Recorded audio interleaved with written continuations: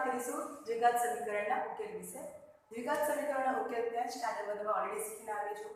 Suppose તમને કોઈ દ્વિઘાત સમીકરણ આપ્યું હોય, લઈ લઈએ આપણે ax² + bx + c = 0 અને જો આપણે એના બીજ મેળવવું તો કયું સૂત્ર વાપરતા હતા? ના બીજ x = -b ±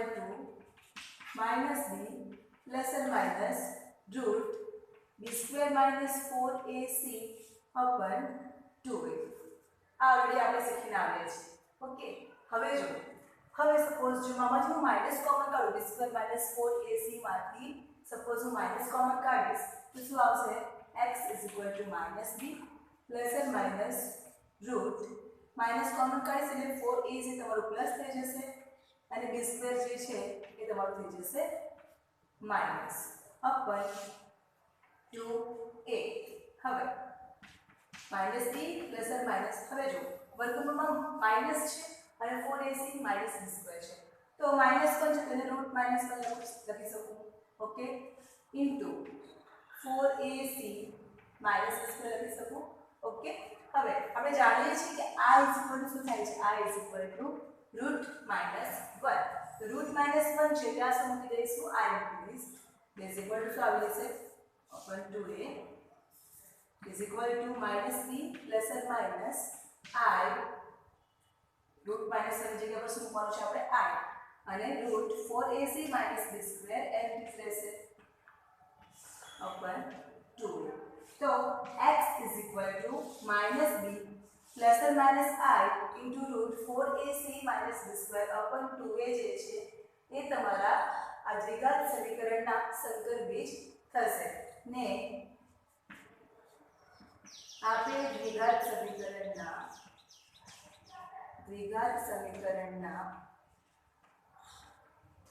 સંકર બીજ કહેવાશે।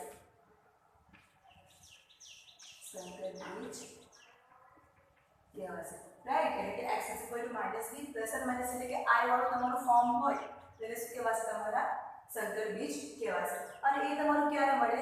જ્યારે તમે કોઈ બી તમને દ્વિઘાત સમીકરણ આપ્યું હોય અને પહેલા તમે શું ફાઇન્ડ કરો? તો d ફાઇન્ડ કરો। d = b² - 4ac right. તો હવે આ b² - 4ac જો છે એ તમને જો 0 કરતા નાના મળે તો શું થશે તમારું? કે આપેલ સમીકરણને વાસ્તવિક બીજ નહીં મળે। ઓકે, આપેલ સમીકરણને વાસ્તવિક બીજ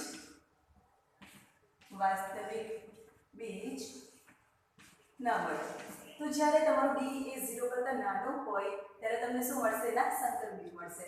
અને કયા ફોર્મમાં મળશે? i ના ફોર્મમાં મળશે। જે i ના ફોર્મમાં સંખ્યાઓ જે આપણે સંકર સંખ્યા કહીએ છીએ, રાઈટ। તો જ્યારે d ની કિંમત 0 કરતા નાની હોય ત્યારે સમીકરણને એટલે કે દ્વિઘાત સમીકરણને સંકર બીજ મળશે। અને કેવી રીતે ફાઇન્ડ કરવાનું છે? આ રીતે। ઓકે, તો હવે આપણે એક્સરસાઇઝ જોઈશું। એક્સરસાઇઝ 5.3 શું આપ્યું છે તમને? કે સમીકરણ ઉકેલો। ફર્સ્ટ આપ્યું છે તમને x² + 3 = 0 આપ્યું છે। ઓકે, લઈ લેશું આપણે ફોર્થ સિમ્પલ છે એક્સરસાઇઝ 1 શું આપ્યું છે? x² + 3 = 0 તો આના પછી x² નું સૂત્ર કરતા બનાવીશું 3 વાળા બરાબરની બીજી બાજુ રહેશે એટલે શું આવી જવાનું? માઈનસ તો માટે x² = શું થઈ જશે? -3 તો આના પરથી મને x ની બે વેલ્યુ મળે છે। x = ± √-3 શું કર્યું છે? બંને બાજુ વર્ગમૂળ લીધું એટલે શું આવી ગયું? x = ± √-3 હવે x = ± -1 into 3 લખી શકાય। -1 into 3 is -3 આપણે જાણીએ છીએ કે i = શું થાય છે? √-1 તો આના પર આપણે લખી શકાય i = ± √-1 into √3 હવે -1 ની જગ્યા પર શું મૂકી દેવાનું છે? આપણે i મૂકી દેવાનું છે તો માટે x = ± i into √3 એટલે કે x ની તમને બે વેલ્યુ મળે છે। કઈ એક પોઝિટિવ અને એક નેગેટિવ। x = i √3 અને x = -i √3 તો આ તમારા શું થઈ ગયા? સમીકરણના ઉકેલ માટે આપેલ સમીકરણના બીજ કો કે તમે ઉકેલ કો સેમ જ છે. x is equal to i√3 and x is equal to minus i√3 થઈ જશે. ઓકે, તો આ તમારું પહેલું એક્ઝામ્પલ હતું, જે એકદમ જ સિમ્પલ છે. હવે સેકન્ડ જોઈ લઈએ.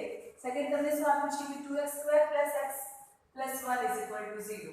હવે જુઓ શું આપ્યું છે 2x² + x + 1 is equal to 0. એના માટે આપણે સોલ્વ કરીશું. સેકન્ડ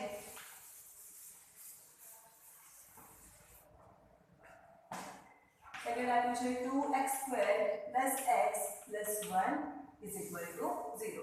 હવે જુઓ તમે આ પહેલું પદ અને ત્રીજું પદ એના જે સહગુણક છે 2 * 1 2 * 1 તમારે 2 થશે. હવે તમે એના અવયવ પાડો અને સપોઝ આ તમારું પ્લસ x લાવવાની ટ્રાય કરો તો 2 * 2 તમારા શું થઈ જશે 2 2 * 2 તમારે 2 થઈ જાય. તો 2x - x કરશો તો પ્લસ x આવે.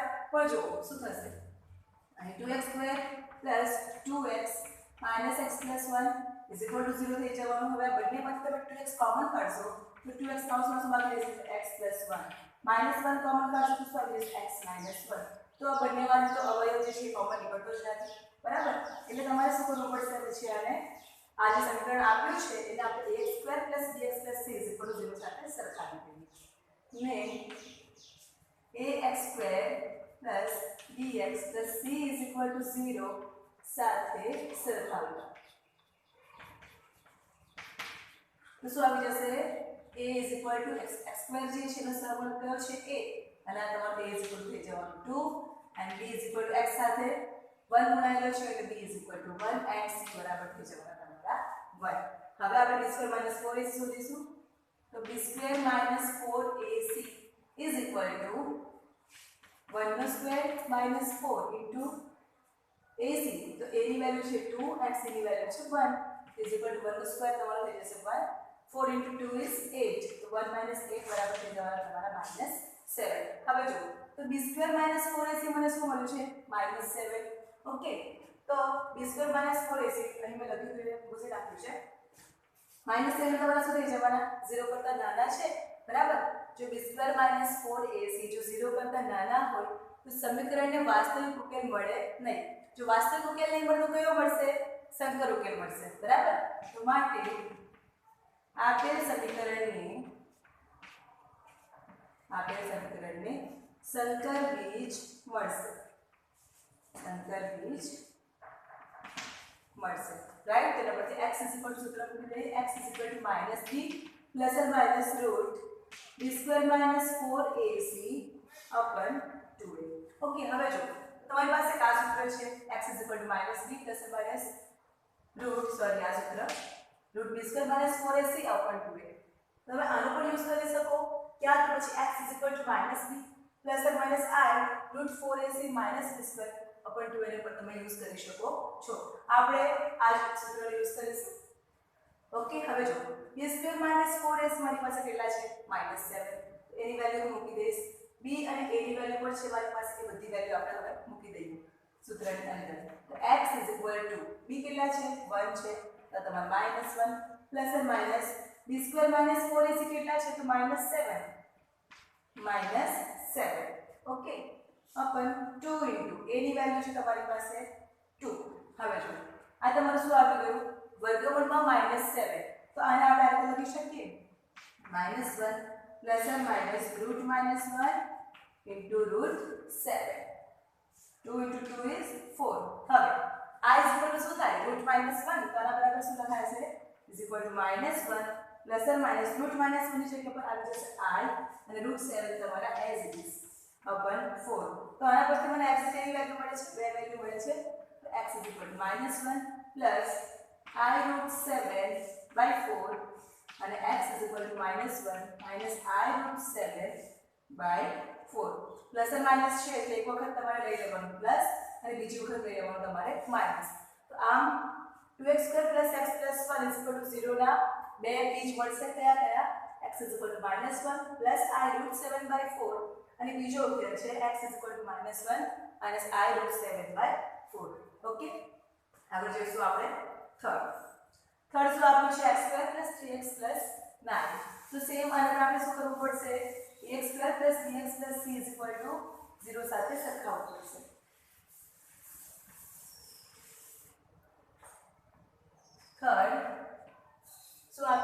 square plus 3x plus 9 is equal to 0 ને ax square plus 3x plus 3 is equal to 0 સાથે સરખાવતા.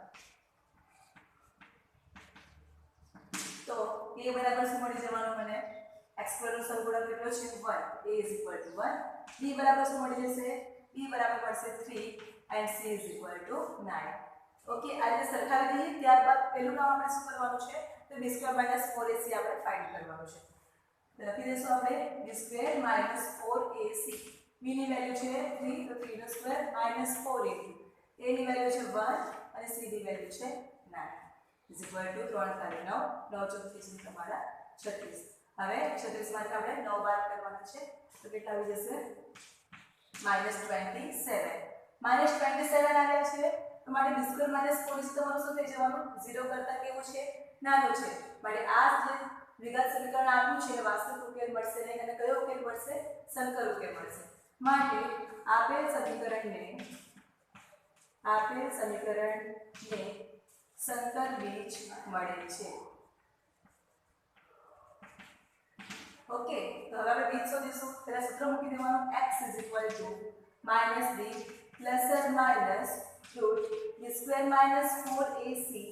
4ac/2a. તમે આ સૂત્ર મૂકજો તો તમને વધારે ઈઝી રહેશે. પેલું સૂત્ર મૂકવામાં કદાચ તમે આમ તેમ b² - 4ac જે લખવાનું 4ac - b² લખવાનું છે એ જગ્યા પર કદાચ તમે b² - 4ac લખી દેશો તો જવાબ તમારો ખોટો આવશે. ઓકે, હવે b ની વેલ્યુ મૂકીએ તો b ની વેલ્યુ કેટલી છે? -3 પ્લસ અને માઈનસ b² - 4ac કેટલા મળ્યા છે? લખી દઈએ √27/2 ઇન્ટુ a ની વેલ્યુ કેટલી છે? તો 1 છે ઇઝ ઇક્વલ ટુ. હવે આ તમારા -3 as it is પ્લસ અને માઈનસ.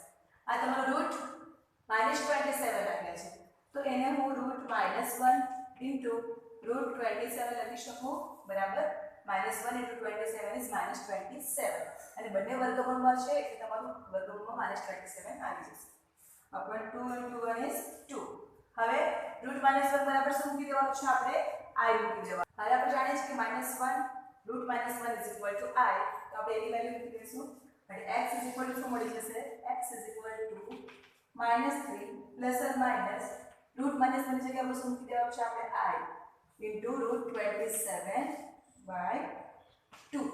ઓકે, હવે √27 આપીશું તો 9 * 27 થાય, તો x is equal to -3 plus અને માઈનસ i ઇન્ટુ 9 ઇન્ટુ 3 લખાશે. હવે આપણે જાણીએ છીએ કે 9 નું વર્ગમૂળ કેટલું થવાનું? તમારું 3. તો x is equal to શું આવી જશે? -3 પ્લસ અને માઈનસ i 3 ઇન્ટુ તમારો √3 as it is 9 નું વર્ગમૂળ આપણે કરી દીધું છે 3. Okay, by 2. તો આના પરથી આપણને x ની બે વેલ્યુ મળે છે. તો x is equal to -3 plus i 3√3/2, અને બીજી શું આવશે? Minus value. x is equal to -3 minus i into 3√3/2. તો માટે આપણે દ્વિઘાત સમીકરણના બે બીજ માટે આપણે સમીકરણને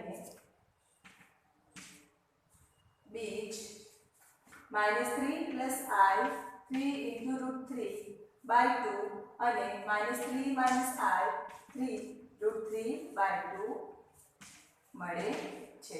ઓકે, હવે આગળ જોઈ લઈએ આપણે fourth શું આપ્યું છે તમને? -x² + x -2 is equal to 0. એના આપણે b મેળવવાના છે, તો સેમ એને પણ આપણે ax² + bx + c is equal to 0 સાથે સરખાવી દઈશું.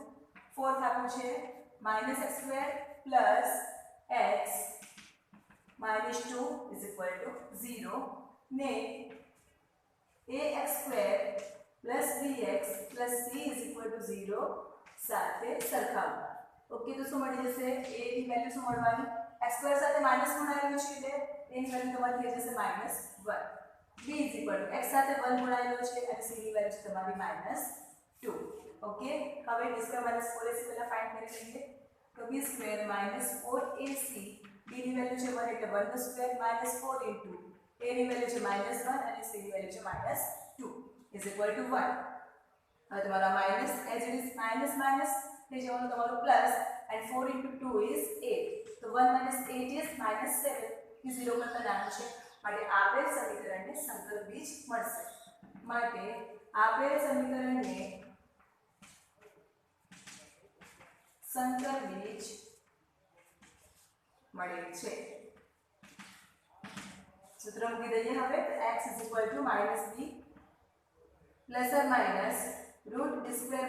4ac/2a.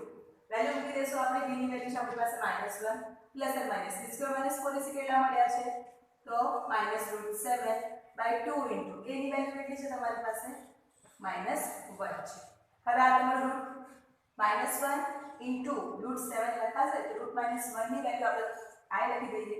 તો -1 ± i √7/2 * -1 is -2. તો આના પરથી તમને કેટલી વેલ્યુ મળી છે? x ની બે વેલ્યુ મળશે. કઈ કઈ મળશે? તો x =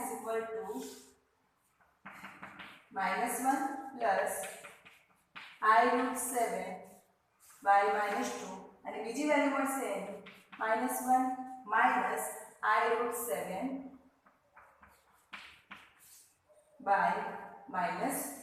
તો આપેલ સમીકરણને બે રીત મળે છે. -1 + i √7/2 અને -1 - i √7/2. ઓકે. હવે ફિફ્થ જોઈ લેવું. તો ફિફ્થ શું આપ્યું છે? x² + 3x + 5 = 0 અને 6(1) x² - x + 2 = 0. તો આ બંને સમીકરણની તમારે ax² + bx + c = 0 સાથે સરખાવી દેવાનું છે. ત્યારબાદ d² - 4ac માં તમે વેલ્યુ મૂકશો એ વેલ્યુ તમારી નેગેટિવ આવશે. ત્યારબાદ આ સૂત્ર મૂકી દેવાનું અને કિંમત મૂકી દેવાની છે. ખૂબ જ સિમ્પલ એક્ઝામ્પલ છે. એ રીતે તમારે જાતે સોલ્વ કરવાનું છે.